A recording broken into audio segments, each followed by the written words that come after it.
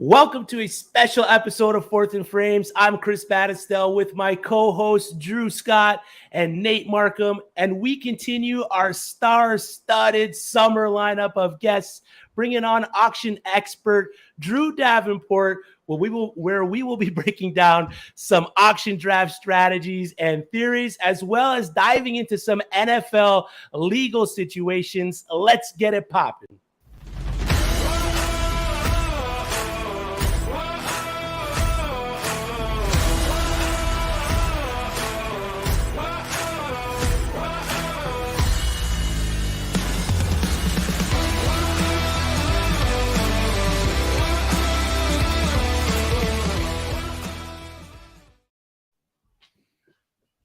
Into the show, please like the stream, subscribe to the channel, and ring that notification bell to get notified whenever the Fantasy and Frames team drops new content. Follow us all across social media platforms, rate and review the podcast, and visit www.fantasyandframes.com, where we drop all of our content: DFS, Redraft, IDP, Dynasty, Best Ball, everything you need to succeed this fantasy season. We got you covered here at Fantasy in Frames. Now, allow me to bring in special guest, host of the Auction Brief podcast, back-to-back Kings Classic champion, writer across multiple platforms. You can get him to pick your draft lineup order on Cameo, but tonight he is with us on Fourth and Frames, Mr. Drew Davenport. Nate had to be the one that loaded you up for that Cameo stuff. I did not, actually. No, I do all my own research, dude. So great. It caught me off guard with that. That was good. That's the first time that anyone's ever led with that. You caught me off guard a little bit too. Thank you so much for the introduction. That was fantastic. Thanks for having me, guys. Of course. Yes, we appreciate your time. We appreciate you coming on the show, talking auction drafts, NFL legal situations. We know that kind of stuff is hot and heavy right now. Heading into draft season, it is mid-July. We are right around the corner from training camps, which means we're right around the corner from preseason football, which means we are right around the corner from regular season football. And I cannot wait. Hello, FF Chalupa Batman. Thanks for joining in. If you're watching us on Twitter right now, make sure you head over to YouTube because we cannot see your comments on Twitter. Hop into the chat, ask questions for Drew number 2, and my man Nate here. We'll answer all your questions you got going on fantasy football, or maybe outside you got relationship questions. Hey, maybe one of us can give you a little bit of advice into that. But before we hop into it, Drew Davenport, I gotta ask, you're a poker player. One of your favorite pastimes is poker, preferably no limit hold'em. Do you have a favorite hand pre-flop where once you see it, you play no matter what? Aces, baby. Come on. I get this question all the time. Pocket rockets, no, I know that's a cop-out, but I get this question a lot. But, I used to have this software when I was a grinder online, and the software would keep track of your profitability with certain hands. Yeah. And it was no shocker that aces, kings, and ace-king suited were the top 3 hands. So I've never really had that favorite hand, like, oh, I love a 7-8 of diamonds. I've never had that because when I see these numbers, I'm like, yeah, this is a numbers game. Give me the best hands. That's it. Play to win the game with the best hands. For me, it's 8-9, preferably suited. Used to be Jack 7 only because I've hit a lot of hands with the Jack 7. So I think it's more of a superstition thing that when I see the Jack 7, I play the Jack 7. But can't go wrong with pocket rockets or ace king. Bob has relationship questions, which, speaking of hands, for some people, that's their relationship. Yeah. Oh, no. But welcome to the show, Nate. Back out. I love it. Thanks for joining the chat, Bob. We enjoy you having in here. I got another question for you. Do you have a favorite Civil War book? Oh, wow. That is a great question. Well, I actually collect rare Civil War books. So I have a 2-volume. It was actually Jefferson Davis's wife wrote his biography, and it is an original first edition from Verena Davis of Jefferson Davis's biography. It's his 2-volume, and my favorite part about it is you open it up, and the copyright page just says the date and Verena Davis, and that's it. There's nothing else on the copyright page, and that is, I love that. So, as far as the one that I've read, Shelby Foote's 3-volume,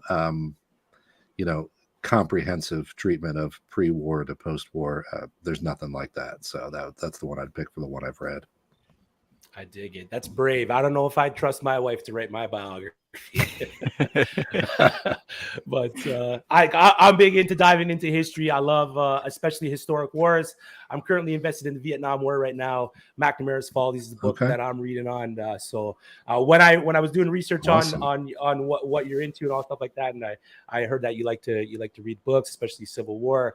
Had favorite book. So I'm gonna check that out definitely. Very cool. Yeah, you are on it, man. That is no joke. I appreciate it. Our host does his homework. Mm-hmm. Yes, sir. Yes, sir. That's a deep dive, but yeah, I love the Civil War. I love history in general, but yeah, the Civil War is really where I focus. Right on. And before we get into the meat and potatoes of the show, we have a little bit here. I gotta ask. We've had a few, we've had a few top names coming to the show and drop a little tune for us. Bob Harris sang, Howard Bender sang. We had Andrew Cooper last week singing. Any chance you could get a couple hymns from you? No chance. No shot. God gave me some things. That is not one of them, and I don't think anybody wants to hear that, let alone me. I appreciate it. We're 3-3, so I appreciate your time. I appreciate you. You guys have anything else for Drew before we move on to the show? I got one question. It's not near as much as a deep dive as what you've been bringing so far, but Drew, I think you did the Cincy Live Scott Fishbowl draft, right? I did, yeah. So what would you say has been your favorite pick or two that you made while you were at the draft there in Cincy? Well, it was interesting because our league went really hard for quarterbacks, and because of the 3rd round reversal, I was at the end of round 2, and I thought to myself, I don't want to force the quarterback thing, but by the time it gets to me end of round 3, it's going to be awful. Right. So I ended up just going quarterback, but then after that, my favorite part was the running backs kept falling to me. And in Fishbowl, as we know, the 0.25 per carry, I was excited about the running back. So I felt like I got great value on Ramondre Stevenson in the 4th, I believe. Yep. So I ended up with Breece Hall, Ramondre Stevenson. I lined up 4 running backs, just bang, bang, bang, before I even went for a receiver. And so that was my favorite part of it, is they just kept leaving the running backs for me. And I said, okay, let's do it. Yeah. I love the running backs that you had there. And then honestly, going quarterback, I really don't think you forced it too much, getting Kirk Cousins in the back of the 2nd where you did. I mean, if you consider the fact that they lost Dalvin Cook, the running game might take a little bit of a hit. They brought in Jordan Addison. The pass game should be better, and that defense is not going to be very good. They're probably going to throw a decent amount. So I think you'll be pretty happy with that 2 quarterback start. I sure hope so. And I tried to get another one too, because of how, like, he took out all the negatives for the quarterbacks. I'm like, all right, I'm getting another one. But I'm sitting next to Nathan Janke from PFF. Yep. And he grabbed both of my guys. He grabbed Carr and Russell Wilson right before. I ended up with Jimmy Garoppolo as a consolation prize. Ugh. But hey, he was my 3rd. So whatever. You take it. Have you been watching the quarterback series on Netflix at all? So funny that you should say that, because I told my wife, I said, I really want to watch this. But my son is this massive Patrick Mahomes fan. He's 8. And smart. Yeah, he absolutely. We went to a local amusement park the other night, and he wanted me to play those, those rigged carnival games where you throw a football through this thing that's barely as wide as the football. And luckily I won him a Chiefs football. But I told my wife, I said, this is getting out of control with Patrick Mahomes, but I can't watch it until he watches it with me. So I got to wait, but I'm going to definitely watch it. That'll be cool bonding time, though. Yeah, for sure. Yeah, just seeing the different things. Me and Nate were talking about it before the show. Just seeing the different things that these quarterbacks do to get ready for Sunday. The different, like Kirk Cousins wears like neurological receptors on his head to kind of fix his focus and his reaction and all that stuff. When you dive into the series, it's wild what they go through to get there. It's pretty impressive stuff. I did see something about Mahomes running his mouth like a trash talk segment or something. Yeah. So I'm interested. It's pretty good series. It's pretty good series. So again, if you guys are watching on Twitter, head over to YouTube, hop in the chat, ask questions. We're gonna dive into our first segment of the show: auction draft theories and strategies. We got auction expert Drew Davenport. You can find him at Drew Davenport FF on Twitter. He is the host of the Auction Brief podcast. You can find that pretty much everywhere across all platforms where you listen to your podcasts. So let's dive into auction draft strategies. I'm gonna fire off first question here. What factors should fantasy football managers consider when setting their budget for the auction draft? Because I look back, I thought I've never done one. I look back into my previous drafts. I did one, and I felt like I spent too much money early, where the guy who kind of sat on his wallet a little bit ended up with one of the better teams in the league. Yeah, it can go both ways. I think we might get to that in a couple of questions. But I, as far as how I set things up, I know this is a very vanilla answer, but it's super important. When you talk about the settings in the league, it's really going to make the money kind of shift around. The super flex, I know that's getting more popular. There aren't a lot of home leagues that are super flex, even though we think there are. But of course, a ton of money is going to shift to quarterback if it's super flex. I play in a league, it's actually my home league, where we have a full flex. You have to start one of everything. But after that, there's no restrictions at all other than it's not super flex, so you can't have a quarterback. So that really changes the market, and it makes the market drop out completely on running backs below a certain level. So when you get below 15, 16 running backs, the market bottoms out like crazy. Yeah. So those little quirks, you have to figure those out, and they're massive because you're going to get surprised by those in the middle of the draft, and you will have either overpaid or, like a couple years ago, I did my first ever best ball auction. I've never done auctions for best ball. I've only done underdog. So I got into the best ball auction, and I was getting all these top end players for what I thought were deals. But little did I know the rest of the room had a ton of experience in that format, and they weren't paying for the top end because they wanted to be flatter and deeper because no waivers. So I made a huge mistake going out and getting the guys that I got top end who were deals, but I screwed up not looking at the format. So the settings are massively important. Key. Yeah. Yeah. So the other thing I would say is the other part of my answer would be that's not as vanilla is that you really need to decide your approach based on what you know about the league. There's going to be a lot of leagues you join that you don't know anything ahead of time, and there's not a whole lot you can do about that. But what you know about the league, their tendencies, that same home league I was just talking about, me and my buddy, we call it the show me league because it's a lot of guys who are very conservative. And if a guy has a big breakout year, he won't necessarily get a big auction price the next year because people don't believe it. They want to see some track record of production before they do anything.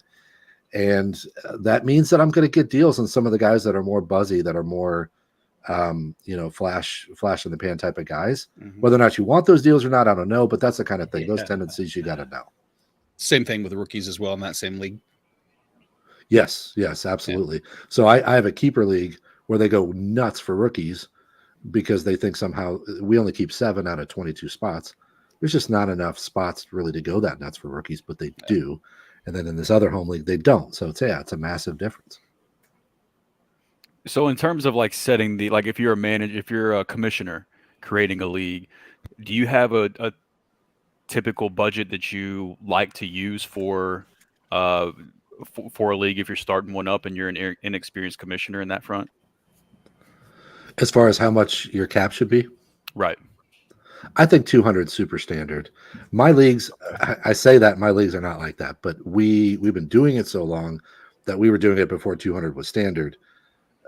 My home league is 270, which is so weird, but it's a leftover from fantasy baseball, from rotisserie baseball days where it used to be 260, and then we expanded our rosters a little bit and added another $10. So that's a holdover, but I think 200 super standard. Gotcha. Yeah, we had ours was 260 as well. And again, I think the longer the league, you predate some of the new information and new popularity. And that's, I think we're in 23rd or 24th year, and we don't want to change it. But there's a new influx of people that, like, when people bail out, and that's the hard thing with auction keepers, is you want to have everybody in because people have different value perspective. But a lot of the newer players also want to read. They want to read Drew Davenport's auction values, and they want to read the magazines, and all the magazines are catered to 200, and it keeps education purposes up a little bit, which it doesn't matter. At the end of the day, Drew, hell, you can give me $1 billion salary cap. It makes no difference. The values are just then times 10 or whatever the number would be. Yeah, Right. They just are what they are. And you'll find them out right as you get in the draft too. Yeah. Because the 270, it is hard to translate from 200 to 270. But also that league's so old, I kind of know where the guy should be slotted. Yeah. Yeah, agreed. Now, as a fantasy manager, how do you effectively evaluate player values and determine the maximum bid for each player? Because that, again, I only had the one experience with the auction, so I'm sorry if I bring that league up too many times. But I felt like I overpaid for a guy like Jalen Waddle, where I think I paid $160 for him, and the budget, I believe, was $500 going into the startup draft. I paid $160 for him, and Tyreek Hill went for $120. But I kind of felt like I was missing the boat on some of these high-end wide receivers, so I was overvaluing those players. So how does one effectively value that player and then determine what the maximum bid should be for that player? So something that just popped into my head when you were talking, I took some notes on these topics, but this was not one of my notes, but I wanted to mention it because it made me think of when you said, well, I paid 160 and he paid 120. One of the things that I say to everybody that's super important, I think, is just sitting back and watching for a while. If you're in a new league or you're new to it, both of those things are factors for just sitting back for. I remember talking to David Dodds from Football Guys about it, and he said something really interesting. He said when he gets in a new league, he might watch 40 or 50 picks before he does a whole lot. And that's hard to do. Sure. It really is, because you're like, oh my God, all these guys. And maybe you might have to jump in and get one or two guys. But for the most part, he's going to watch, because then you'll see the market start to shake out, and then you can feel more comfortable just in the draft room with zero prep. That helps. But I'd say as far as prep goes, I would say that when you say what's a max bid, I'd be careful using the term max bid, first of all, because you don't want to lock yourself into that, because it really only matters insofar as you can budget it for your own team. So you don't want to say that in your head, because I think it'll limit you a little bit. Yeah. And the one thing I always say is, for the top guys, you never regret spending a couple bucks extra on the top guys. Now, you do want to have those kind of caps for the medium or lower tier guys, because you can't be going in there and going for a $6 player and spending $15. But when you have a $50 player spending $56, may be okay, because those are the type of players you have to have. Mm-hmm. But I do something super unscientific before I go into a draft. All I do is I take a sort of a sample of what the fantasy community is thinking. Mm-hmm. So any sites that have free salary cap or auction values, I will just go and look at them. And then I will get 4 tabs up with like 4 different places that do them, and just kind of look and say, this player has these different values. And then I go to RT Sports, and I don't know if you guys know RT Sports, but they have AAV, and it's real-time AAV from auctions that are run on their site. So I put those together. So when I'm coming up with mine, the biggest thing that you want is, of course, the temperature of the community. Yeah. And that's what's even more so than ADP and snakes. It's a completely different concept, I think, because the temperature of how people feel, the emotions people feel, is so much more important for how they're going to bid. So for a Dalton Kincaid or an Anthony Richardson, when they get excited and there's 2 people in the room that are excited, so you want to see that excitement reflected in what people are thinking across a wide range of spots.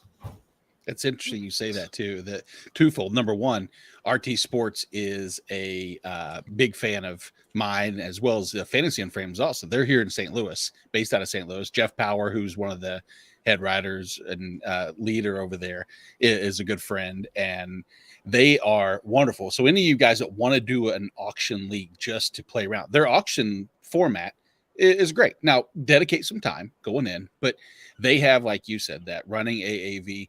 They have auction drafts pretty much every day, from as small as like $10 entries. They have some where you have minimal league management. It's a great way to get your feet wet. And I want to expand on what Drew was saying as far as, and maybe pick your brain too, Drew, and see if this is an effective strategy for you. Is when you go into a draft for an auction, there's 2 guarantees within that draft. There is a set player pool of number of players that are going to be drafted. If that is 200 players, you have your top 200 list. You could expand it to 250 if you're going to reach, and you have a set amount of money. At that point, that there's exactly $2,000 to be spent from all 10 owners, and there's exactly 200 players.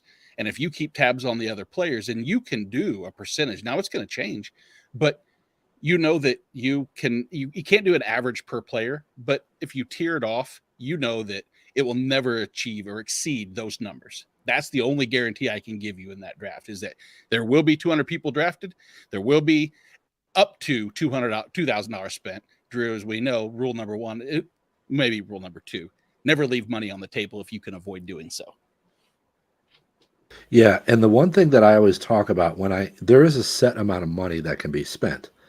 And one thing I caution people about is we don't know how that money's it's going to go some wonky direction at some point. Mm-hmm. So when you're looking at the values, you can say, okay, well, this guy has an average value of $12, but sometimes that guy's going to go for 26 because he's the last guy. And then it's going to take money from somewhere else. We don't know where, but you have to be careful, like saying, okay, well, there's only X amount of money, so this guy should only be this, because that at some point it's going to go wild. And then that has to come from somewhere, so it's going to most likely come from the bottom end. But so when I make my rankings, a lot of people ask me, well, wouldn't your $1 players start here? I say no, because I don't think that's realistic, because sometimes this guy's going to go for a little bit more, and sometimes he's going to be a $1 player. So I don't want it to show up as a $1 player in my rankings. I want it to show up as a $6 player. And so then I have more money than can actually be spent. That bothers some people, but if that's how I do it, because I know that from experience that you need this range, rather than at this point they should only be $1 players. And if you have to spend 9, you're feeling like, well, why did I do that? When really it probably works for your team and you're okay doing it. You just don't want to feel shackled by that. Right. Yeah. That's good stuff right there. Now heading into during your auction draft, what are some common mistakes that you've seen or people have come to you, fantasy football managers, that they make in those auction drafts? And do you have any tips how they can be avoided? Yeah, chief among them is something that Nate just alluded to. Record keeping is something that people underestimate. I still see, I've got this league, we're going into year 23. I still see guys in my league, they're very good auction drafters. And all they do is keep track of their own cap. They don't keep track of everyone in the room. I think that's a mortal sin. If you want to be a good auction drafter, you have to have everyone's cap. Yeah. Now, I don't make any money off of this, so this is not a plug. But Football Guys Draft Dominator is a fantastic piece of software for auction drafts. I love the classic version that you load on Windows because I'm old school, but it is wonderful. And anytime you put a guy in, it keeps like a dynamic auction value, and if prices should be going up or down. Anyway, the point is record keeping is massive. You have to do it.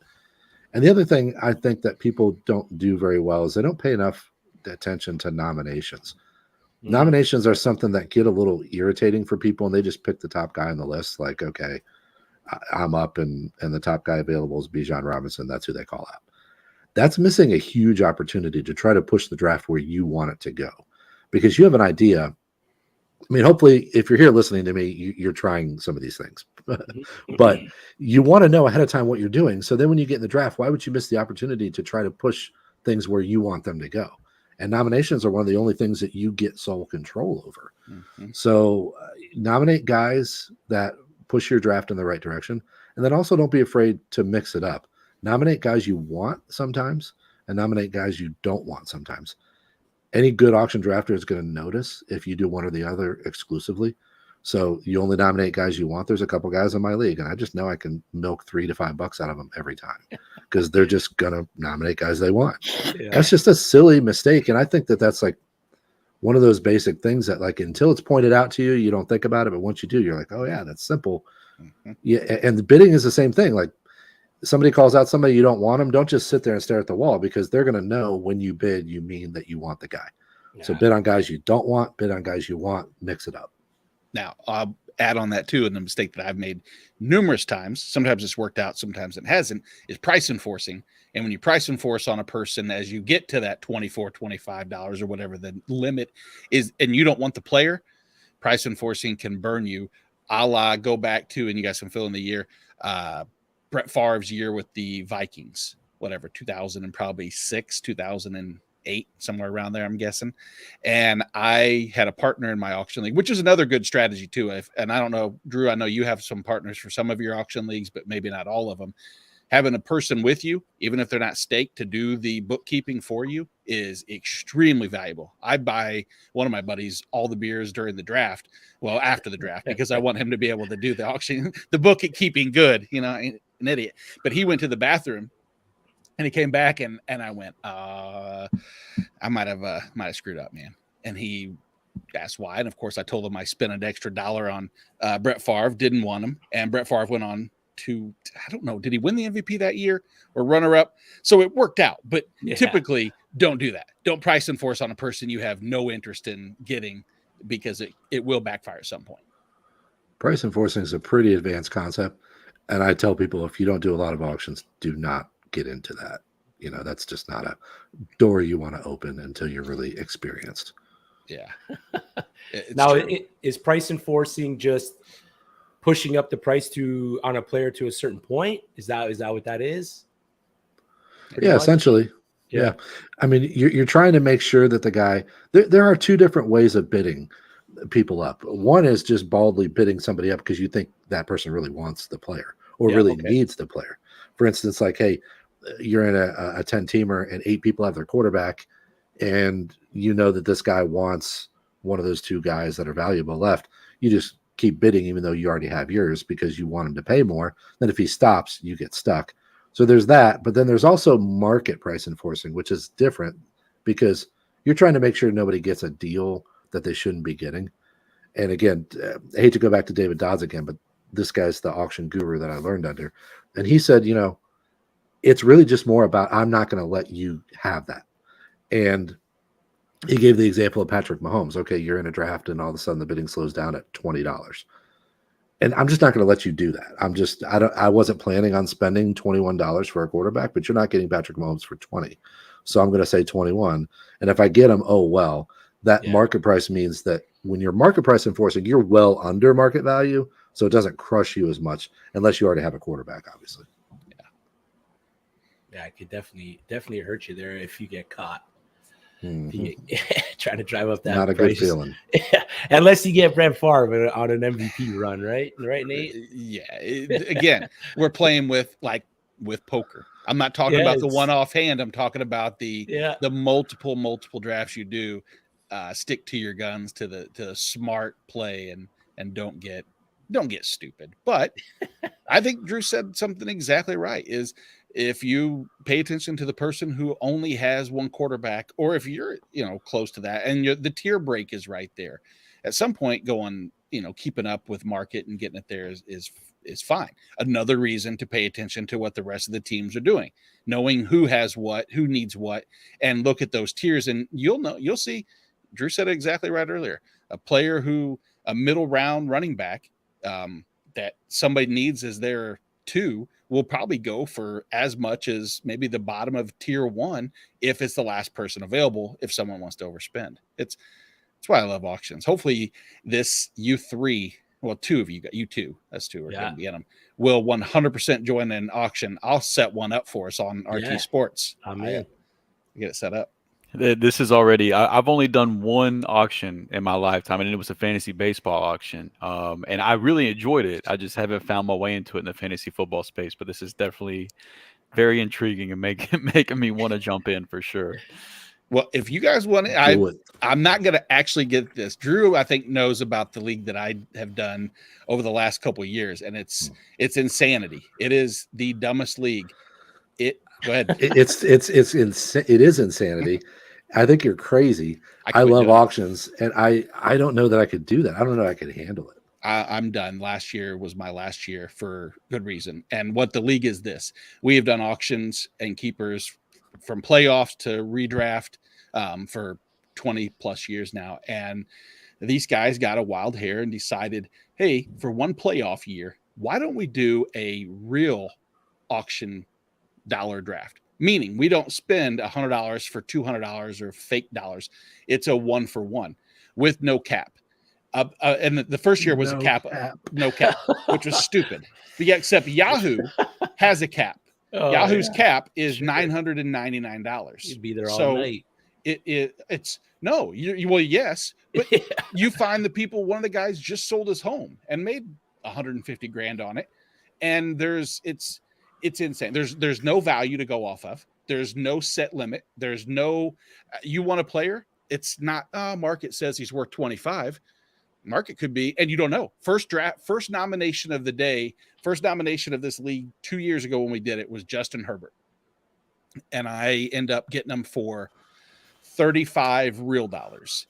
And I thought, okay, you know what? It's a super flex league. I thought I'll start with that. And then every other quarterback went for about $90 real dollars a piece. And so I got a great deal there. And then I realized, holy shit. These guys are going for $90 a piece. And I was like, it got asinine. 4 teams spent $1,000. I stopped bidding. There's no strategy outside of who's got a bigger wallet. And I don't want to play in that game. No, it's a game of chicken. It is. And So, it really is. So if someone has a bunch of money and wants to join the league, let me know. I'll get you hooked up with those guys. But yeah, no, thank you. I got a pocket full of loonies. That's about it. Don't get you much. I dig it, but it's funny that because we talked about poker in the introduction there. Nate brought up poker, and during this conversation about auction drafting, I kind of get the aspect that it's almost like poker, where you don't just want to play the hands that are good. You kind of want to bluff. You want to play off hands. You don't want to just, if you got pocket aces, you don't want to just wait for pocket aces to play because people aren't going to read that. You also kind of want to read, like you said, you want to read your opponents. And with the dynamic of opponents, just like out of poker table, there's so much randomness to it.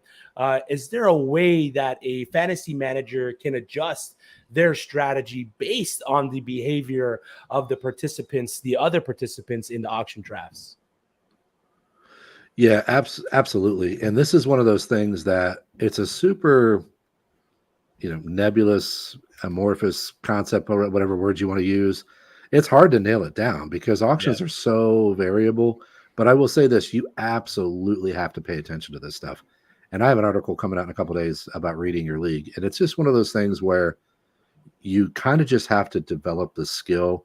And I say this all the time on my show, like it's about training your brain. It's not something that you have to be, have a certain skill or it's just something you work on. So sit in the room, pick one guy and say, what's this guy doing? Is he nominating players he likes? Is he only bidding on players he likes? Is he going after every receiver that comes up? Once you have that guy down, go to the next guy, figure him out. But overall, you're going to get a general idea of what this room is doing. Nate knows we were in a draft, a mock recently for 4-for-4, and this was a super tight, solid room. It's a bunch of guys who really know what they were doing.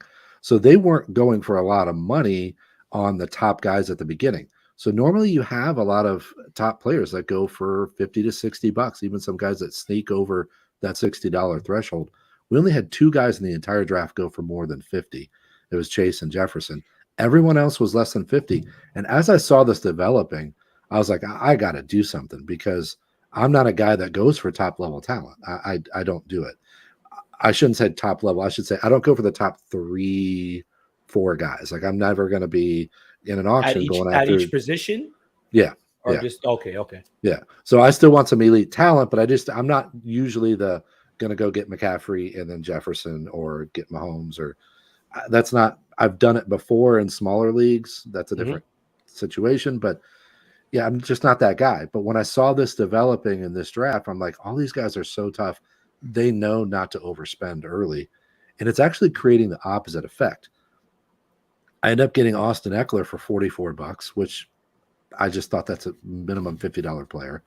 And ended up getting Cooper Kupp for $49. Now, that wasn't amazing, but he went for Chase and Jefferson went for 56 and 57.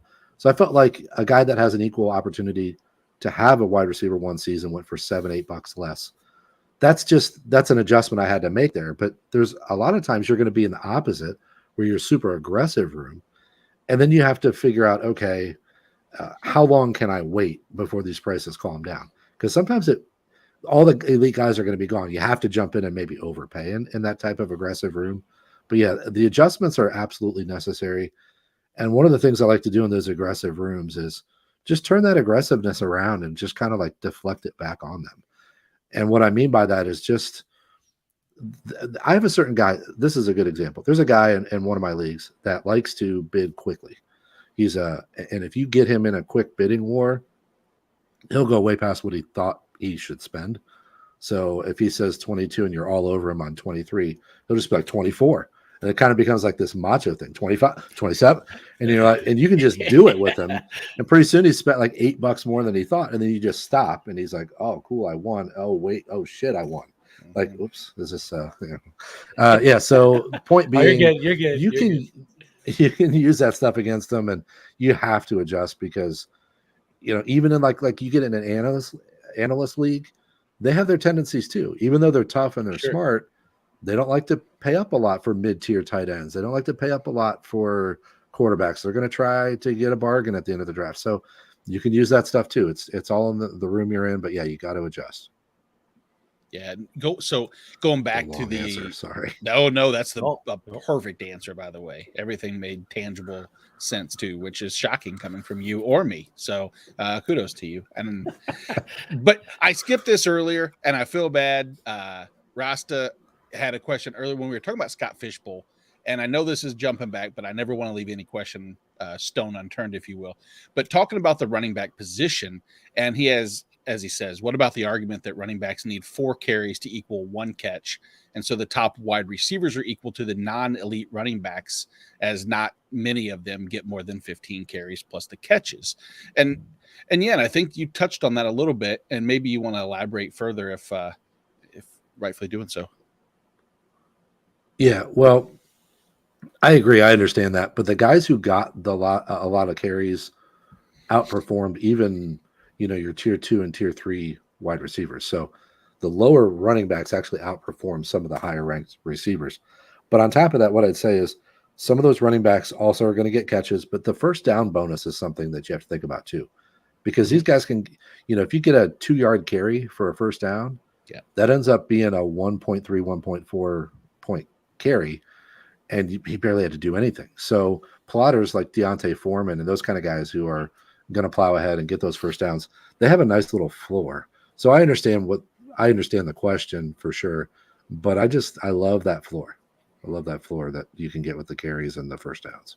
You got it, Russ. And now, I have a question for Drew that is something that came up on Twitter today, and that the idea of, hey, maybe next year, Scott Fish, what if it was an auction? What if it was IDP? And we know it's not going to really happen across 3,000 plus leagues, but using this format this year, it's where auction and snake are very different. Would you actively go after those 3rd and 4th tier running backs with those early dollar picks and just load up your flex spot? Would that be a strategy that you would deploy? 1,000%. That's exactly where I'd go. So people, despite the scoring, nerfing wide receivers this year, people are still excited about them. And that's just a general temperature of the entire industry right now. Everybody in fantasy football loves wide receivers. The value, it is. It's totally. It's leaking into redraft, and it's creating a situation where there's a ton of value at running back. And I got smoked in the Kings Classic last year, but I found all kinds of deals at running back, and it really just ended up being like some injury bad luck. But I'm going to do that again. I mean, the running back value is there, and especially when the format nerfs the wide receivers, I'd be shoving a lot of my money at running backs and probably mid-tier tight ends. I'm not a mid-tier tight end guy, but holy cow, the extra point per first down and point per reception in Fishbowl, you know, you're talking a 10-yard catch being worth like 3.5, 4 points or something silly like that. I'd be pushing all my money in those two spots. I completely agree. So people listening, there we go. We have now 4 votes for auction next year for some of the live events. Drew, I'll come up to Cincinnati so I can be there. It would be incredible. Sorry, back to you, Chris. No, you're good. Good to roll. Speaking of a live event, have you ever done a live auction draft where it's just like you got an auctioneer and you're putting up your paddle or you're doing your yep? You ever done one of those? Oh yes, almost all my leagues are live, like a good time. Actually. Oh, really? Because right so I've got 2 home leagues that I run. One's a keeper, one's just a regular. But those are both live auctions. We switched to auction in my first home league about 20 years ago. And then I've also got my buddy runs an auction league. And then, so those are 3 live ones. And then I do the Kings Classic live. So I do 4 live auctions a year. No, that's awesome. That sounds like a good time. The best. It's There's so fun. So fun. Well, it goes back to exactly your last question, Chris. It says, you know, in what ways can you check the behavior dynamics? Mm-hmm. Well, behavior is learned as well. And you watching a person, I see Drew, and you know what I still do to this day, which is embarrassing. Even when it's not live, I don't write the person's name down on my sheet because I'm so conditioned to not write his name down because someone will see you think you're going to get it and they'll buck you another $1. Or when I don't want a person, I start writing like a fake name down. Like I'm like, I'm taking notes. Yeah, go ahead. What's your number? Yeah, I got it. And I'm like, what is wrong with me? But it all goes into that game of I bid different tones and speed. And sometimes, I mean, that's going to go into the final question, but to do it in person is so much, but it's like online poker versus live poker. I mean, it's it's different ways of reading the room and seeing excitement. And it's, I don't know. I think that it's so fun. It is the best. Yeah, it really does sound like I got to get in one of these. Live. Live is way better. I still like the online ones. Don't get me wrong. It's still fun. It's still a chess match. Sure. But my buddy, when we used to grind online, my buddy was a better online player. His ROI was just always going to be like about double what mine was, because he paid attention to the patterns and the dollars and everything made more sense to him online.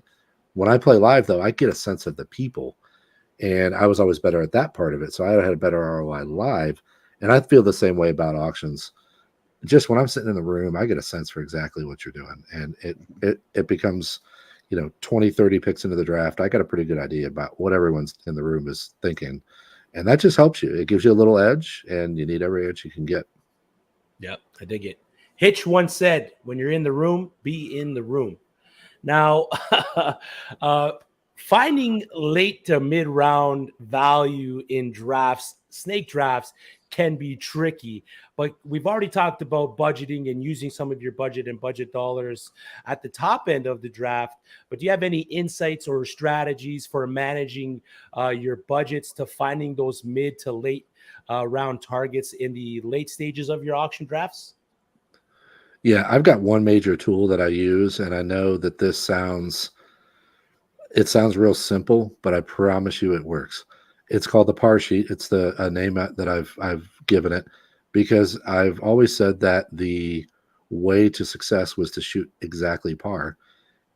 I know that it's a golf term. You want to shoot under par in golf, but in auction drafts, you're always aiming to shoot exactly 200. You don't want to leave money on the table. Like Nate said earlier, that's a cardinal sin. But the par sheet's great because I advise people to take your par sheet. Let's say you got 16 roster spots, write all 16 spots, and then come up with an exact number you want to spend on each spot. Now, that doesn't mean you have to go in there and spend that exact number, but it gives you this little guideline that keeps you on the path. Because what ends up happening to people who have mistakes where they just spend too much, it's because they have trouble passing up a deal or a value that they see. And so they'll get into the draft and they'll be like, oh my gosh, that guy's $5. I'll take him. Okay, that guy's $9. Great. And then pretty soon the roster spots are full. So what I really stress is, as you're moving through the middle portion of the draft, have an eye on the end and how you want it to go. And then you say to yourself, okay, the flexibility of those roster spots at certain point is more valuable than getting a deal on Samaje Perine. Now, you may want the player, but you want the flexibility that you have with the cap and with the roster spots to sort of dominate the end of the draft. So the reason the par sheet works is because, let's say, for example, you have for your wide receiver 2, you've got $21 down, and you say, this is what I'm spending. Now, as you're moving through the draft, let's say a guy comes up like a really good wide receiver that you want. Let's say Stephon Diggs. And he ends up going for, like, let's say it's slowing down in the low 30s. And you're like, oh, this is ridiculous. He should be $40. Somebody says 32 and you can't help yourself. You're like, they're not getting that deal. You say 33. Well, then you end up with them. And then you look down and you say, oh, no, I spent $12 more. And you think, oh, it's $12. I can make it up. Number one, $12 is a lot of money, a lot more than you think. Sure. And when you have to make those exact numbers, you realize how much each dollar means, because you're like, I want to spend this, this, and this. And all of a sudden you realize I'm $41 over. Like, I got to trim money everywhere. And so when you see that deal happening with Diggs, you have to be comfortable with, like, look, I already have my wide receiver 1. I can't pay that for wide receiver 2. So you keep your mouth shut. And if you don't have that in front of you, you'll just jump in and you'll buy that guy. And then all of a sudden you'll be behind the 8 ball. So my favorite way to stay on track is to get that par sheet ahead of time. And then as you go through, let's say you get a wide receiver 2, you have 21 listed. Let's say you get him for 19. You put in there the 19, and then on the side of the sheet, I say you just write that I gained $2 there. So you write +2. And you keep that going through the whole draft. So let's say you overpaid for $4 on the previous guy. Now you gain 2. So now you're only down 2. So I write a -2. I circle that and I scratch the other one out. So I know I'm still $2 behind, but this is where I'm at. I got to get $2 back somewhere. Or if you get a great deal, hey, I'm way ahead. I can slam this money into making my wide receiver 3 better. Mm-hmm. So that gives you the guideline. I always say this. It gives you all the answers. If you have that sheet right there, can I bid on this guy? Look at my par sheet. Can I afford this guy? Look at my par sheet. Who should I nominate next? Well, what do I need? Look at my par sheet. It has all the answers. I love it. Yeah, that's really great insight right there. I am digging through my paperwork to find, because I know I had it for our draft, Drew, because I have based off percentages, and I set that up like his par sheet. Mine is the same, and it's based off of in each different draft. If I know it's heavy, if it's a full point or tight end premium league, maybe my percentage, instead of being 18% for tight ends, is now 21% of my budget, or instead of being 12%, it's maybe 15%. So then I have those numbers, and I have my ideal bids for the players, my salary kind of budget, if you will, because I know I'll go over on some. And then it's just a sliding scale, and there's nothing worse. And I did it in ours. Is I went, well, shit, I'm now at $92 or 80. Was it? Not, yeah, 92 for running backs, and I set myself 84 or 82, whatever it was. So I was about $12 over, and I luckily hit one of the receivers that was lower. And it's just it's not a good game. It's fun to play around, and every occasionally you'll make it up. But again, the long game, you will miss out more than you make up. Yeah, it's a lot of process, but it seems like very interesting. It seems very fun, breaking down your process going in, your process mid-draft, your process at the end of the draft, just keeping track of everything, your par sheet, your flow charts, everything to make sure you're maximizing your dollar potential in the auction drafts, which part of the reason I enjoy fantasy football, I love fantasy football, is for most people it's the off season, but for me it's the on season. The actual NFL season seems more like the off season, because there's not as much managing and strategy going on. You're just pretty much plugging and playing your players. You're playing the waiver wire, doing some trades here and there. So I really appreciate your insight coming in. And with that, before I join another auction draft, are there any advanced techniques or strategies that you may be able to help me employ to gain an edge in my next auction draft? I think the most advanced strategy I talk about is something I call inflection points. And this is something I picked up from poker that although my buddy, he's a math guy, he does statistics for a living. He got on me about it. He said, that's a math concept, man. I was like, well, I don't know. I learned it in poker. I don't know what you want from me. But inflection points are just when you notice that things are changing in the room. Mm-hmm. And it's a massive thing in poker because you know you got to change up your style. Sure. But like you said earlier in the show, there's so many corollaries here between the two. And I think this is the most advanced concept because it's the most difficult to see. And when you see the inflection points happening, the point is everybody's going to notice them at some point. It's how quickly can you spot them? And if you spot them quickly, you can take advantage of them. And the perfect example I have is I tell everyone all the time, if you're the first part of the first round, let's say you draw a nomination within like maybe the first 5 guys, it depends on the room. It could be as little as 2 or 3, but it could be as many as 8 or 10. There will be deals early when people are getting settled in. They don't want to spend their money. They don't want to blow it right away. And especially in smart rooms, they're going to hang back and just kind of wait a little bit. That's when you can strike, and you can strike quickly. But, excuse me, that changes quickly. That changes. Sometimes it can change, like I said, after 2 or 3 guys. And you think, okay, well, I'm going to nominate this guy because he's going to be a deal because it's early. And then all of a sudden, you see McCaffrey go for 58, and you say, well, that's over. So you have to change quickly, and you have to know when it's shifting.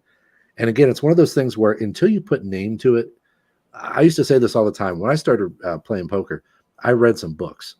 And I read the books, and I'm like, oh, yeah, well, that's obvious. That makes sense. It was something that was sort of intuitive that I knew, but until somebody put words to it, I didn't understand why or what I was looking for. And that's kind of what this is. Until you tell yourself there are going to be points at which I need to adjust, you're not even looking for them. You're kind of just going. So the flow of the draft is really important. And you're going to see at some point, halfway through the draft, there's going to be that first sort of jaw drop deal where everybody's like, what the hell just happened? $11 for, Ramondre Stevenson. What the hell is everyone doing? It's because everyone's out of money and they can't enforce, they can't do it. So that first jaw drop deal happens. You got to go, okay, number one, you got to be on that deal if you're the guy, or you got to be ready to say, hey, I'm going to get in on this because now we're at the point where maybe your nominations before that, you were just trying to throw out guys you didn't want because you wanted people to spend some money. Maybe you had spent a bunch of money recently. So you're trying to let the draft come back to you. Then at that point, you see that deal, you go, oh, switch it up. Now I need to start nominating guys I want because things are coming back to me. So the people who recognize those the quickest and act the quickest on those, maybe it's only going to give you one deal in the draft, or maybe it's going to give you 2 deals, or maybe it's going to give you $3 off a guy that you wanted. That all matters. And something you said earlier, Chris, I wanted to comment. You're absolutely right that all this stuff goes together to give you an overall bump in your effectiveness. So each one of these skills there's no magic bullet. Each one of these skills gives you a little building block, and you end up piling.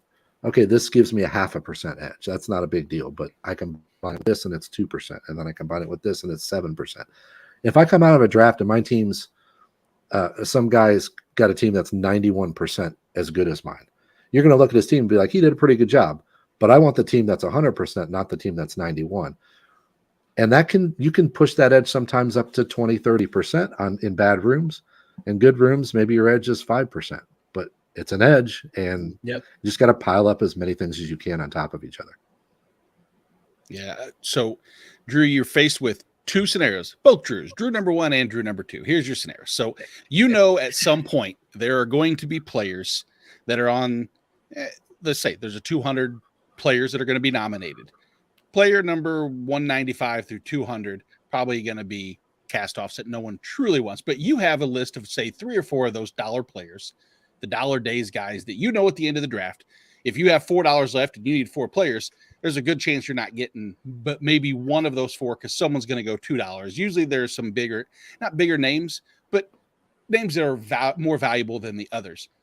Would you rather nominate that person in the middle of the round or the middle rounds and lose them to someone who's willing to go $6 on that guy, or lose them at the very end when you only have $4 and you have 4 people to nominate. So what that is alluding to is sometimes nominating those people in the middle rounds and hoping everybody goes, I really don't want. Puka Nakua is one in our league, Drew, which I don't really care about Puka, but at the very bottom of my team for $1, letting them go, I know I didn't spend much, and it's one more roster spot.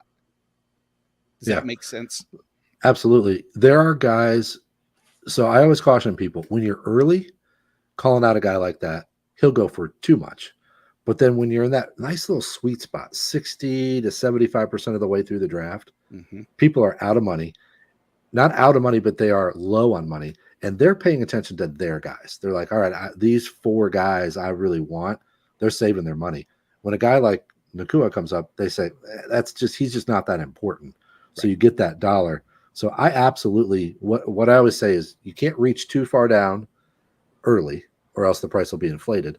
But the time to do that is certainly not all the way at the end, because that's when people may say, Nakua, oh, okay, I'll spend $2 on that upside, versus earlier they were waiting on 3 other dudes and they didn't care. So I think that's a great point.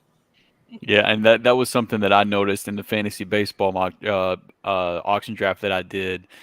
And you guys kind of touched on this. I was an inexperienced auction drafter, and early on, I was putting up players that I didn't want. Every single person that I put up was guys I didn't want. And kind of halfway through, I started catching myself like, okay, they're probably going to catch on to this.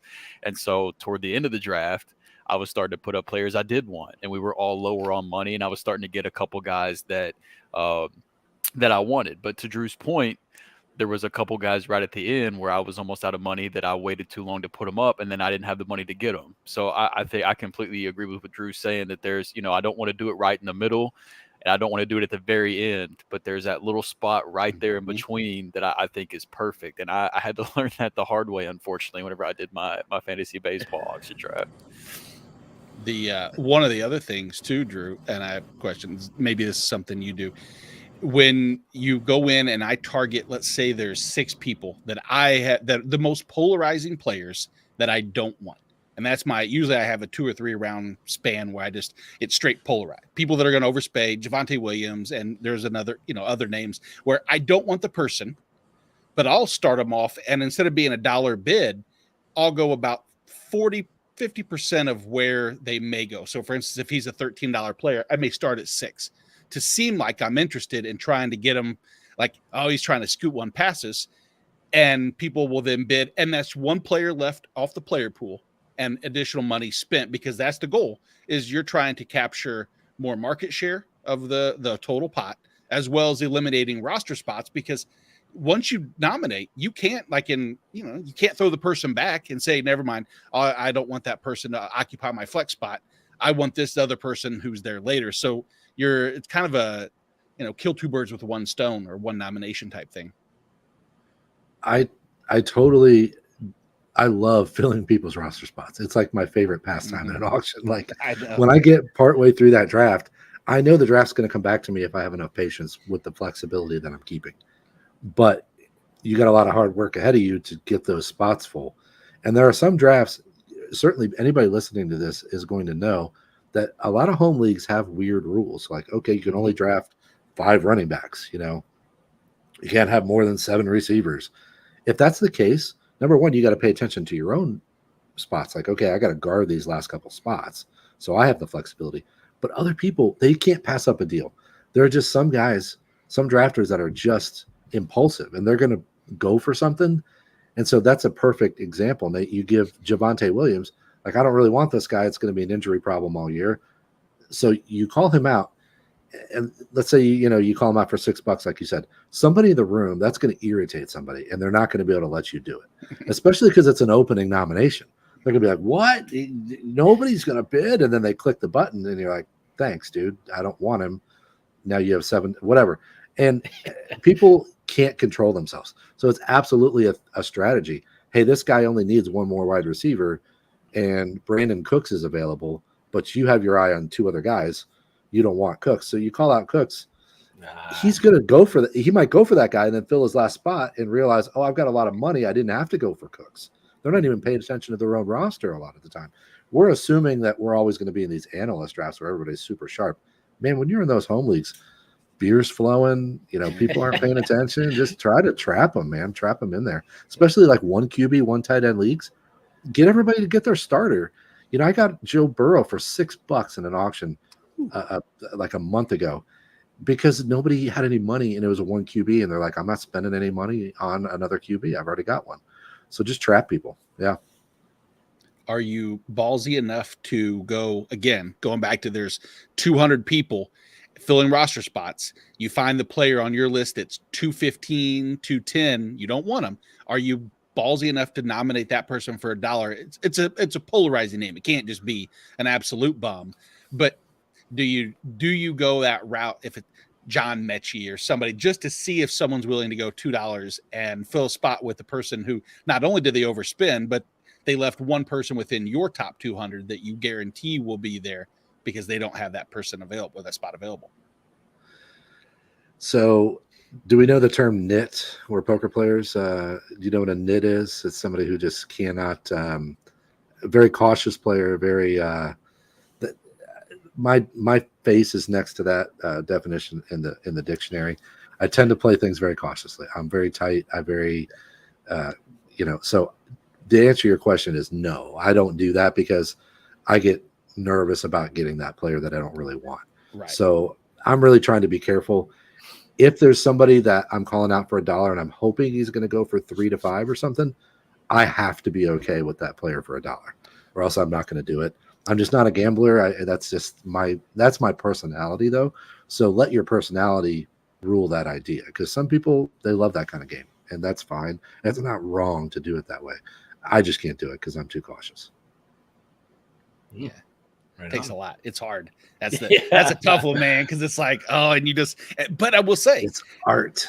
It is so much fun when someone goes $2 because when you watch them and you're like, yes, God, that feels good. And then you get them. Oh yeah, baby. Yeah. I know the feeling because I've had that moment where I call out a guy for $1 and I'm like, this guy's going to go for 8. And you call him out for $1 and nobody says anything. You're like, oh God, like what just happened? And as soon as somebody says 2, because they can't help it that you got him for $1, then, just that immense relief. I know that feeling. It sucks to get stuck. One more little strategy, and I wonder if you ever use this as well, is do you ever just go straight to your cap on not cap necessarily, maybe 80% of your cap budget for a specific player just to speed up the value? Do you go straight to 41 on Austin Eckler knowing he's going to go for 50 to bypass the 1, 2, 5, 10, blah, blah, blah? Yeah, that depends. In my cautious rooms, I like to play the game and just, 21, 22. We don't know it's going to 40 because I know those guys are prepared and they're cautious and they're not going to go crazy.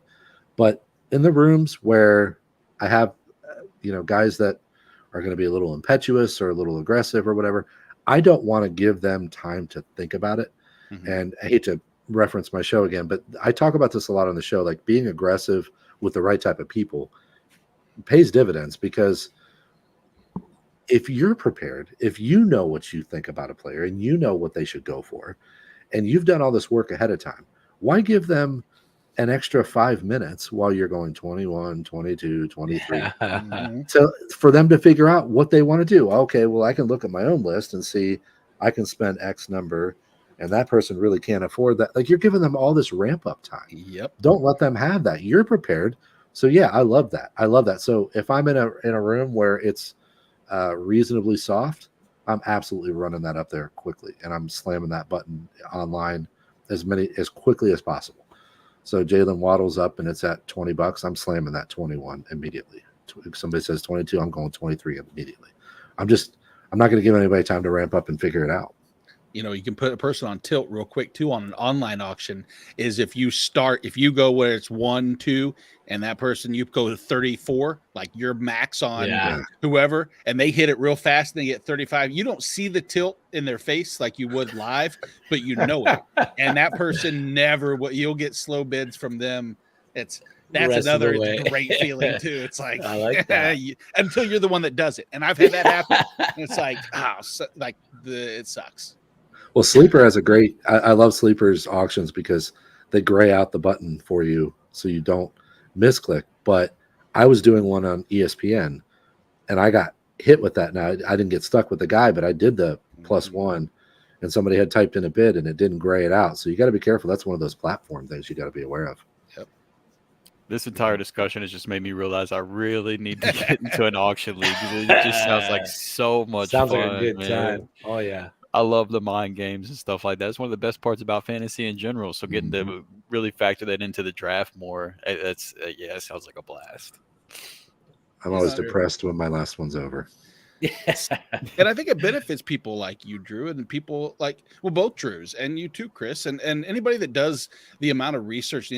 There's something to be said about a person who just casually goes into a draft, has the number one spot, knows they want whomever, and then they have to choose between 3 or 4 people when it comes back at the turn, and they don't veer too far from ADP, and they just click on the button.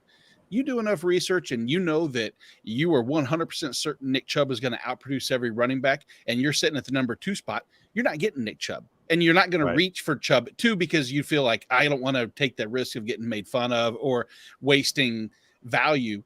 But you guarantee yourself that if you do the research and you do the educated process, you could structure a team based around your actual education or, really research. So another reason I love the auction so much more. No, that's the exact reason that I like the idea of auctions so much, is you don't have to worry about ADP or like I'm picking at the 12th spot, so I have no chance of getting this guy or that guy. Like every single player is in play. You can make your play for any guy that you're high on, and I love that aspect of it. I think it's awesome. Absolutely. Yep. Whenever anybody asks me why should we switch to auction, the first thing out of my mouth is that if you feel like you have an edge in fantasy football and you do a lot of work and you prepare, why wouldn't you want that edge to be multiplied? And that's what an auction does. It multiplies your edge that you just don't have in a snake. Yeah, I dig it. Andrew here would spend $20 on Jelani Woods if he had the chance. Don't tempt me with a good time. That's okay. Hold on, I'm making notes. Yeah, exactly. Jelani Woods, big Jelani Woods guy. Yeah, big Jelani Woods guy. We draft against each other Saturday. Oh yeah, Drew and I do here. Yeah, here in St. Louis. Drew's coming in for the live draft here, and so he's at 12. I'm at 4. We've done plenty of mock drafts together. More than we should have. Probably more than we should. At least we've given away too much information about each other. Again, but that's also a nice thing that it's not an auction, because in an auction, I have the chance to raise you up $1 on every person I know you're high on. I'm, in this particular aspect, there may be 2 or 3 people that we snipe or whatever from each other when you're 10 picks away. But who's got the 4? I do. That's a great spot, because you're getting one of the top 3 quarterbacks or Kelsey. So right, exactly. It's a free roll right there. Yeah. Mm-hmm. Carrie has 3, and she's drafting already. She got Kelsey, and so I'm watching her draft as she doesn't listen to me with anything. But that's good. I would love to be in the room to watch you guys in the bidding war for Antonio Gibson. It would be good. Yeah, Nate and Andrew just going for Antonio Gibson in an auction draft. It would be a battle for sure. I dig it. That's auction draft strategy with our special guest Drew Davenport, host of the Auction Brief podcast. You can find him at Drew Davenport FF across Twitter. If you are watching this on Twitter, head over to YouTube. We cannot see any of your comments on Twitter, so head over to YouTube, like the stream, subscribe to the Fantasy in Frames channel, and hit that notification bell to get notified whenever the Fantasy in Frames team drops new content, which is pretty much almost daily. We had the Best Ball show live before our show with Stephanie, Stacy, and Gator. They were in that big Best Ball tournament there on Underdog, I believe, for I think it was $3 million. So they were doing a big draft there. The Dynasty 365 show with Stacy, Tyler, Jorge, Shoot the Gap with Nate, Hollywood Titan, and Jorge as well. We got DFS stuff starting to ramp up. So we are getting into the thick of it for fantasy football. One of my favorite sayings is fantasy football is afoot. It's always going on for me. In our next segment, we dive into the lives of football players, recognizing that they too face critical situations that can have a significant impact on your fantasy team. Today, lucky for us, we have a criminal defense lawyer joining the show. If you do not follow Drew on Twitter, he is a must follow. His threads on the legalities and the legal situations of some of these top name fantasy football players are second to none, and he's going to offer some of his insights into the legal challenges that these players are facing. Plus, to stay ahead of the game, like I said, follow him at Drew Davenport FF on Twitter for top-notch analysis of the latest headlines. For an even deeper understanding, join his fantasy football lawyer Patreon community, where he provides exclusive in-depth insights for just $3 a month, less than what Drew would spend on Jelani Woods in an auction draft. So let's get into it. And confirm. One of the hottest topics, I saw your thread on Twitter, but one of the hottest topics of the fantasy football community right now when it comes to legal situations is Alvin Kamara from the New Orleans Saints. He pled guilty to a lesser misdemeanor charge, dropping down from the felony charge for the situation that he got involved in Las Vegas. He's been hit with community service and a fine, or he's got to pay $100K to the victim to cover medical bills. Now, Drew Davenport, does this pretty much mean a suspension is guaranteed for Alvin Kamara? And is he a player that you're ultimately fading heading into the year? So I don't think it's guaranteed that he's going to get suspended, but I think it would be shocking if he didn't. So, when you plead guilty to something like this, well, he didn't plead guilty. He pled no contest. That's a poor turn of phrase there from a criminal defense attorney. No contest means that you're not admitting to what the charge is, but that you are not contesting the facts as enclosed in whatever court documents, police reports, things like that. So the judge then takes the no contest plea under advisement, looks at the facts, and says whether or not the person is guilty. So the thing that he pled to was breach of peace. Now, breach of peace is actually, it sounds sort of low level, but it's not. It's actually a first degree misdemeanor. Well, they don't have that term in Vegas. So I'm using a term from Ohio, but it's the highest level of misdemeanor. And that means you can go to jail up to 6 months and pay up to $1,000 fine. Now, that means it's somewhat serious. That's the only reason I'm saying that. It's still not nothing. So when you plead no contest, you're found guilty, more than likely, almost all the time that happens. So, sometimes I've pled my clients to a no contest before where the judge has found them not guilty because the facts didn't. But in this situation, I don't see that happening. Now, what it means is he's got rid of the felony, and that's super important, not only because for his life in general, because the felony carries mandatory prison time, but more importantly, the personal conduct policy with the NFL says that a suspension must start at 6 games for felonious assaultive conduct. Now, I don't know if the NFL is going to read that as this is felonious conduct, even though you didn't admit to it, you admitted to a misdemeanor, and they're still going to say, hey, you're getting 6 games anyway. But I'm dialing it in around 4 to 6 just because I think that there is some mitigation here, and that's why he pled to a lower charge. And the mitigation is making this victim whole, making that person feel as though they've been compensated properly. And what I've said through the whole case is, this is a hard case to settle. It really is, because we've got a victim with some pretty gnarly injuries. I don't know if you've seen the pictures, but they're nasty. And then we've got a guy who really can't plead to a felony because both of the NFL and because of the mandatory sentencing. So it was going to be hard to come together for a deal. But the way to do that, of course, is to get at the victim and say, what do you want to make you whole, to make you feel like you've been taken care of here? And I think that's what happened here ultimately, was pay all my medical bills, plead to something. There are guys that are more culpable than Kamara that were in that video, but I don't think the NFL is going to see it that way. I think one of the things that we have to keep in mind is that on any punishment, Roger Goodell and the league, they really like contrition. They like you to go behind the scenes and say, I'm really sorry. I shouldn't have done this.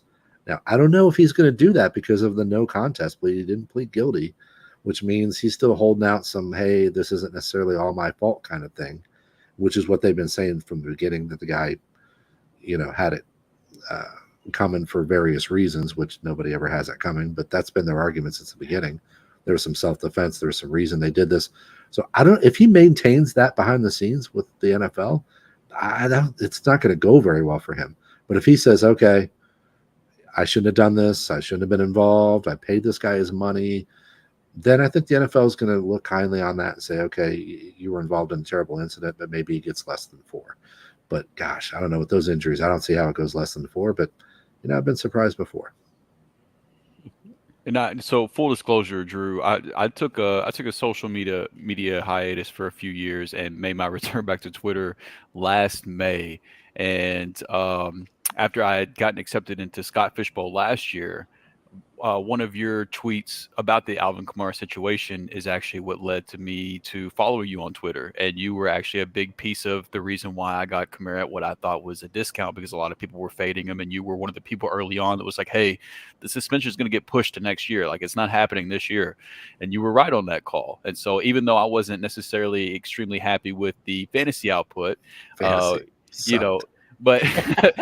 he was still a great value at the draft based on where I got him, where he would have been going if there was no legal issue at all. So again, just if you're not already following Drew on Twitter, you need to be doing so. He's going to give you an edge in your fantasy drafts, especially if you're drafting early on before these things have come to resolution. But that kind of brings me to my next point with Alvin Kamara this year is, I don't expect Jamal Williams to get 17, 18 touchdowns, whatever it was again this year like he did last year, but I'm sure he's going to get a few. He's going to, he'll play a role in that area. And I'm a big fan of the rookie Kendre Miller that they brought in. And if Alvin Kamara does get suspended, I think Kendre Miller is going to play well enough to where whenever Kamara does come back, I don't think that Kendre Miller is going to completely disappear. And so the situation as a whole could be really murky by the time Kamara does come back, if he does miss 4 to 6 games, whatever the case may be. And at that point, you're holding on to a running back that could be in a 2-3 running back timeshare. And so me personally, as much as I like Kamara the player, I'm a little nervous to draft him right now. Yeah, I didn't answer the end of your question, Chris. I gave a super long answer and didn't even answer the question. You're good. For fantasy purposes, I agree with you, Drew, because last year, I know that people hate this kind of thing, but if you take out the game against Vegas, gosh, I'm old. If you take out the game against Vegas, what did he really do the rest of the year? I mean, Sean Payton and Drew Brees are not coming back. So I'm afraid this dude's an 11-point per game guy. And he had this monster game against the Raiders, who were awful against running backs last year, an awful defense. Mm-hmm. Other than that, he didn't do anything. He's an 11-point guy. And so everybody still thinks that he's Alvin Kamara, which he kind of is, but he's getting a little bit older, and he's not getting all those checkdowns. Now, maybe he'll be a little bit better this year. I don't know. But you have to take him where I have to take him at this point. People are assuming there's not going to be much of a suspension. Okay, fine, whatever. But in order to miss a chunk of the beginning, like you said, open the door for the other guys, and then come back and catch 3 passes again. Like, I'm out. I'm completely out. I have 0% Kamara right now because he's just not falling far enough. I agree. So staying on the running back topic, Joe Mixon, he was charged with aggravated menacing, which sounds a lot like what Chris has been doing for me for liking Jelani Woods. But so he pled not guilty. Apparently they refiled the charge against Mixon. It's almost a surefire sign that he is going to lose his case, possibly. We'll let us know what the deal is on that. But coming off his strong season last year, should we buy the dip that's coming with this potential suspension in this legal situation? How number one, how do you feel about the legal situation? And then number two, how do you feel about Joe Mixon, the fantasy asset for 2023? Yeah. By the way, I'm glad you brought up that it's only $3 for the Patreon. That's known as the Jelani Woods line. That's what we call that. That's why I said it there. So, anyway, sorry. So it's a smart buy, just like Jelani Woods is. Yeah, exactly. It's the Jelani Woods line. So, yeah. So to answer your question about the legal part, that is absolutely true. That part of what I look at when I try to assess a case, because look, I'm doing this with all open source material. Like I don't have anything on the case. Some places put stuff online, like police reports and stuff. But like for the Camara case, they're like, you can request copies of the stuff in person. I'm like, sweet, I'll fly out to Vegas and plop down my 80 cents to get the police report. I can't get that stuff. So I'm working on rumors. But I will say that your point is correct, that when they file a case and they dismiss and then refile, that usually means they got something pretty good. Almost all the time, when I have a case that's filed, they dismiss what's called without prejudice, meaning it can be refiled later. When they dismiss without prejudice, it's usually a face-saving move for the prosecutor. Like, oh yeah, we're going to get at this later, don't you worry. And that's what I thought was going to happen in the Mixon case. But then they refiled it, and I said, oh, okay, they found something. So reportedly, allegedly, there is like some security camera footage of something that happened. So I don't know if that's what they have, but that makes this case really tough. And I would say that the fact that it got set for jury trial in the middle of August here speaks to that, because one of the things that I was talking about before the pretrial came up, I said, this is a third pretrial. On misdemeanor cases, I don't see a case go to pretrial 3 times very often. Now, it happens, but just not very often. So I said, something's got to break for this case to move forward. Either they got to settle or it's got to get set for trial at this pretrial at the end of June. And that's what happened. They set it for trial. And I think that means that Mixon, he's not getting the deal that he wants, and he feels like maybe they don't have it against him. But I think the prosecutor's saying, look, we got something. So there has to be something that comes to a head here. I do feel as though he's going to end up having to plead to something, but it comes down to things that are going on behind the scenes that we don't really know. And I'm sure we'll get to the Tyreek Hill case in a little bit, but there is some negotiation a lot of times with victims. And I don't like to put things out there that may seem unethical, so I don't want to accuse them of doing something unethical. But a lot of times they go to the victim and say, what would it take for you to drop this case? Now, the prosecutor doesn't have to drop the case just because the victim wants them to. But a lot of times it smooths the way and says, hey, this person's happy, then we're not going to waste the state's time on it. Sure. So that could happen.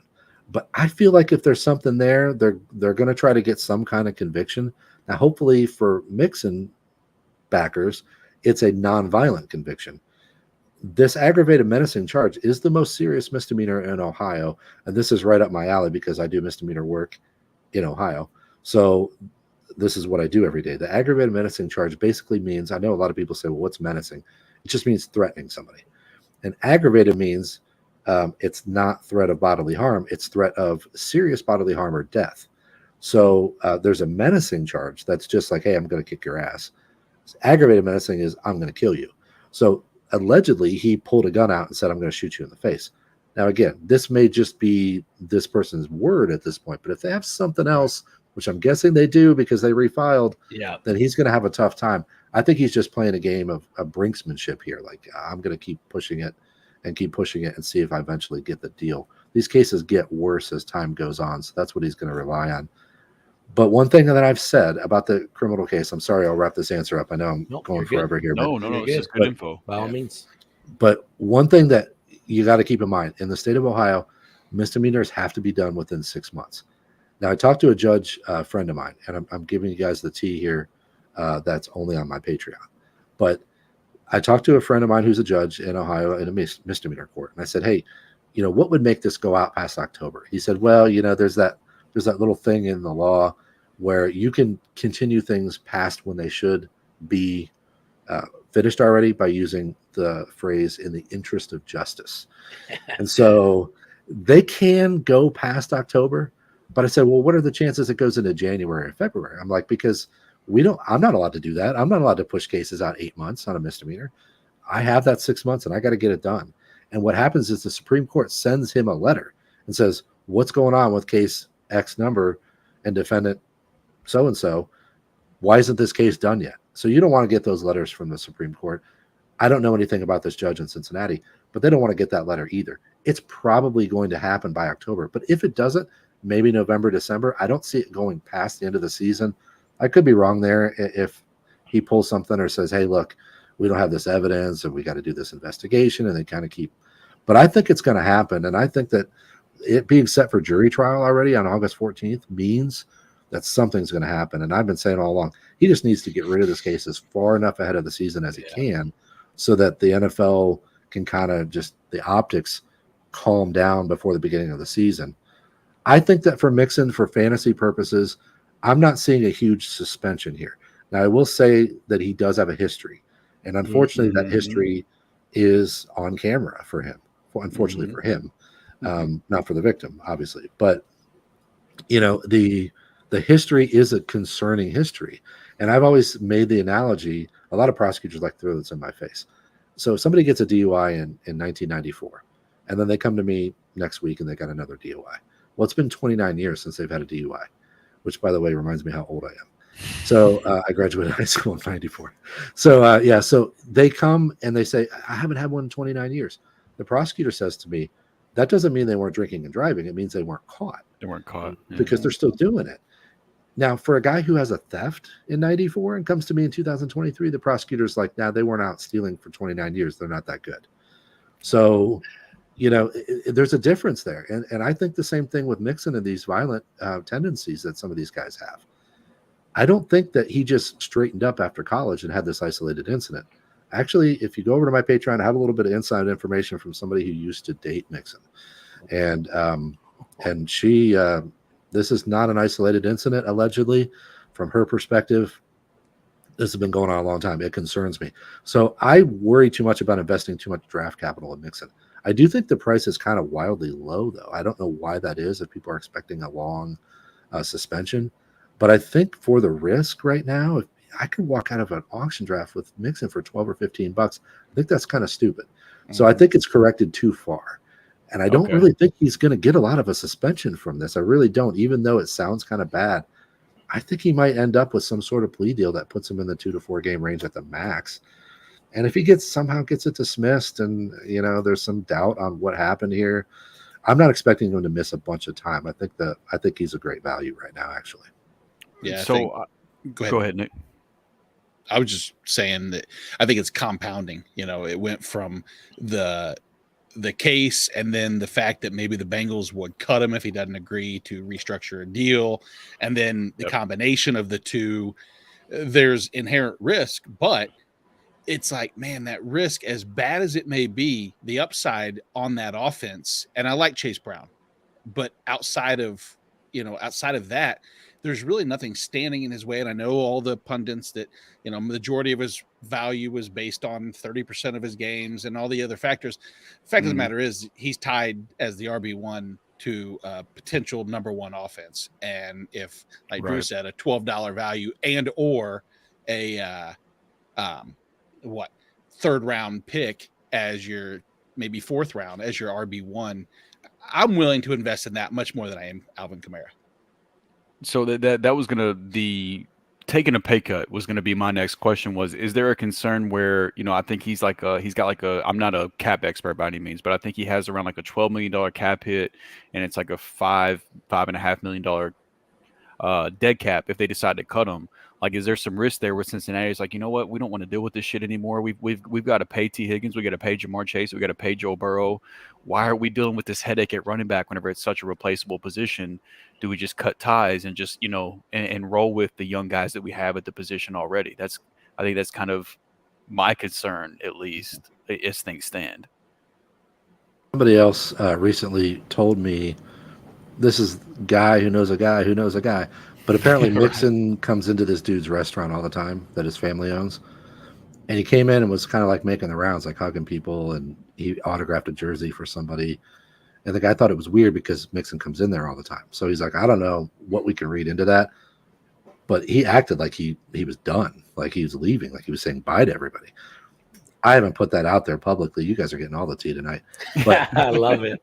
I haven't put that out there publicly because I can't verify that. And that's just so like guy behind a guy thing that I don't like to put stock in that. But that certainly doesn't sound good. But what's weird about it is, like, they could have cut him a long time ago and done a post June 1st designation. Yeah. So I feel like they plan on having him, like they know their Super Bowl window is what it is. and they're just going to try to push with Mixon through the season, which is even more reason why I think something has to break before August 14th. I'm feeling that. But, as soon as I say that publicly, everyone's going to be like, oh, they continued it to November, idiot. So I'm just feeling it. Like something's got to break here, but who knows? Yeah. I think that one's even tougher than Kamara personally, because if Mixon is there, the offense is better, the role, the path to touches is more clear. Like the fantasy output is so huge if Mixon is there from week 1 through the rest of the season. So you could be getting a huge value. So it's tough. That one's the tough one for me. Last year it was Kamara that was kind of the tough one, and you helped clear that up for me. And so Mixon's been the tough one for me this year. Yep, definitely some interesting situations at the running back position. You mentioned Tyreek Hill a little bit earlier. He has been charged with the assault, battery, non-domestic. There was a couple first reports that came out that said no charges were being filed, but then the Miami PD came out and said they denied that report, and they have opened an investigation into the situation in Miami on a marina with one of the marina workers. With everything surrounding Tyreek Hill, you mentioned also Joe Mixon is a repeat offender, and Tyreek Hill kind of fits in that same category as Joe Mixon. Is Tyreek Hill someone maybe like Alvin Kamara that we're just going to pivot away from, considering his high ADP or his high value in auction drafts, just in case something does come of this situation? Or is it pretty much just a not much is going to come of it? I'm going to take Tyreek Hill because he's most likely going to play the whole year. Yeah, what I've been saying all along is that I didn't think that the conduct was egregious enough to cost him a lot of games no matter what happens. Yeah. So I said if there's an ADP dip, then I'm shoving all in on Tyreek Hill. So that's still how I feel. So if they file charges, it might even dip even more. I don't see him getting more. I mean, I could see him getting 4 games if this turns out ugly or something like that, but I'm really in the 0 to 2 game range. And I think it could be nothing before we get done here. Yeah.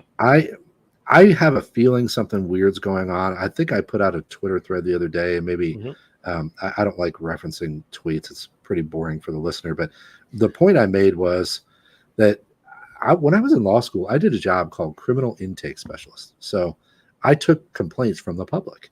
They just walked in, would complain about somebody and give me any evidence they had. And I had to decide, did I think this was a worthy charge? And this is nights and weekends, so the prosecutors weren't there. So I would call the duty prosecutor and say, this is what I have. What do you think? I recommend charges, or I recommend not filing. I talk to witnesses, blah, blah, blah. I do that all in like 1 to 2 hours. There's a rare case where I would have to put the file away and come back the next day and make some more calls or flesh it out a little bit more. That might take a day or 2. What the hell are they waiting on? It's been almost 3 weeks. So, the bottom line is that something is going on. There's not nothing happening. My guess is that Tyreek Hill is trying to settle this case behind the scenes. And I would guess that's the most logical explanation. Now, I don't know. Maybe they're waiting on copy of the video, or maybe something's holding it up that we don't know about. But at this point, something's happening. I would guess that we might be headed towards no charges, in which case, I heard the video was just like him slapping the dude in the back of the head. Now, I don't even think that's the worst part. What I've heard, we don't know, is that the guy that said something to him, and then he got enraged and charged him.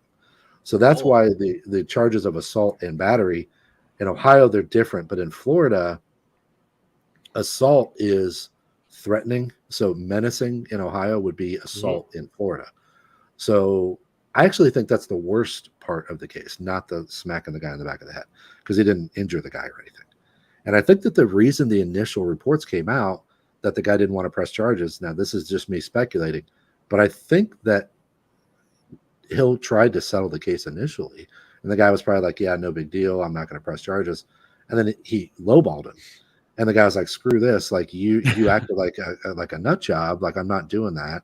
So that's my guess anyway, but I can't figure out what you're taking 3 weeks on. I know you got to be careful. I know he's a celebrity. I get all that. But 3 weeks, like, come on. I did that job in an hour. And if you had a video, forget about it. We would have filed the charges in 10 minutes. I would have been down at the clerk's office calling the prosecutor like, hey, I'm Right. filing this. We got a video. I'd be like, sweet, call me later. So, 3 weeks is silly. I don't know what's going on there, but I don't see much happening to Hill this year. Yeah, agreed. Now, do you know much about the Jalen Carter case? I do. I did a little bit of research into it, but from what I understand, it's only civil right now. Is that accurate? I believe so. Yes. Yeah. Because I think what he did is textbook how you want to handle these kind of cases. And I know Kamara's case took forever, but he had to because it was serious.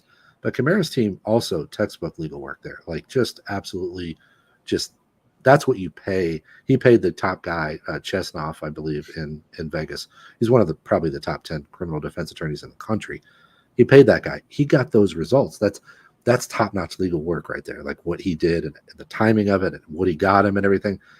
So, that's I lost my train of thought. Oh, yeah. So Carter did the same thing. He really did a nice job of owning it and saying, I shouldn't have done X, Y, and Z. Now, he initially lied to the police the night of, but he was just super scared, and I don't blame him. Like, people do that all the time. That's such a difficult situation for a young man to be involved in. But then he came clean and said, hey, this is what happened. This is what's going on. I'm taking my responsibility for my role in this thing. And he just bang, he just knocked out the criminal stuff, and that's over. And now nobody even remembers that he did that. So right now, all I know is the civil suit, I don't think is going to impact him at all.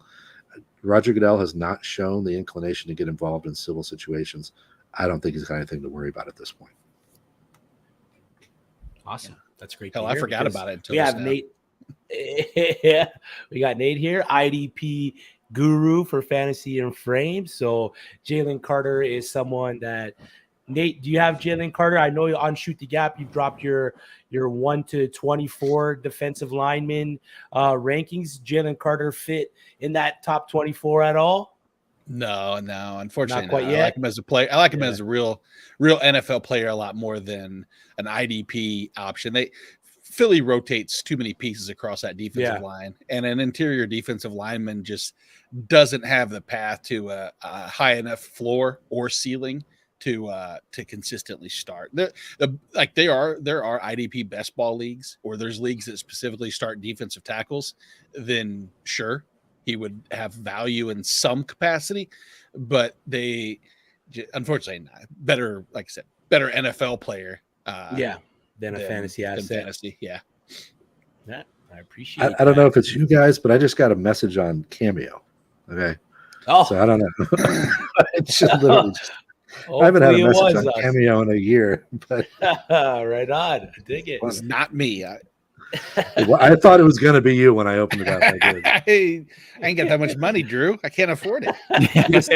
You just sent me a full Jelani Woods by Apple Pay. Well, I got to take care of these guys. You got your league. Smart investment, man. Yeah, exactly. $300, baby. Hey, it's better than buying Jelani Woods in an auction. If you can say buying a player. They really are hammering you, man. I don't know why they hate me and Jelani Woods so much, but that's it for us, Drew. We really do appreciate your time.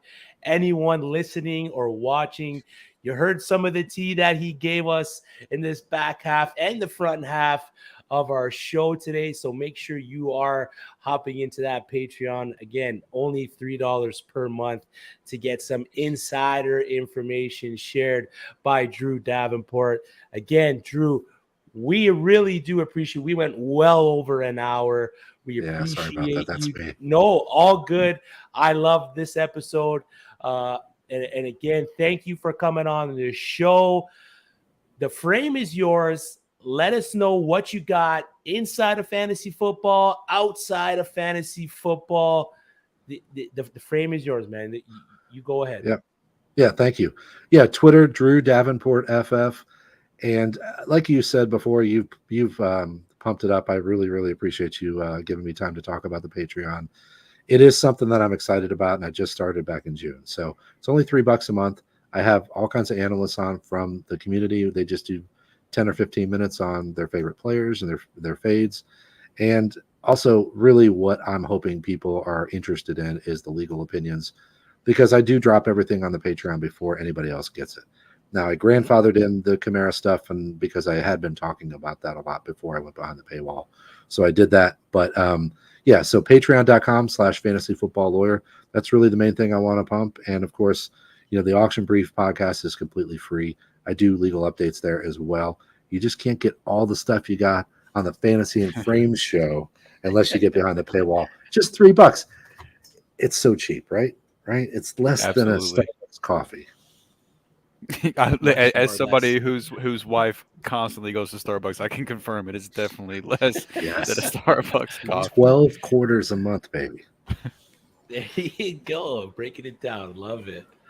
That's it for us. Fourth and Frames for Drew Scott, for Nate Markham, who's on Shoot the Gap tomorrow, 10 p.m. Make sure you join that show live.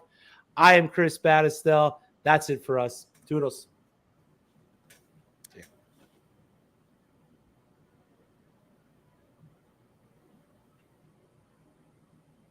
Nate, you're the button guy, Nate.